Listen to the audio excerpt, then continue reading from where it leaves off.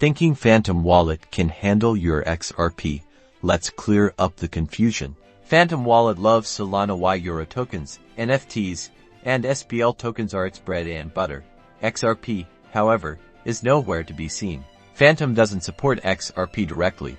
XRP lives on its own XRP ledger, which isn't compatible with Phantom's Solana focus. Want to buy XRP? Easy. Hop onto exchanges like Binance, Coinbase, or Kraken. You can buy XRP with fiat or other cryptocurrencies there. Once you have XRP, you'll need a dedicated XRP wallet. Ledger Nano X, Trust Wallet, or the exchange's wallet are all good options. Careful when transferring XRP, always double-check the XRP address. Sending it to the wrong wallet, like Phantom, can mean losing your funds forever. Storing unsupported tokens in any wallet can be risky. Forcing XRP into Phantom could expose you to vulnerabilities. Stick to supported tokens for better security. Now you know the score.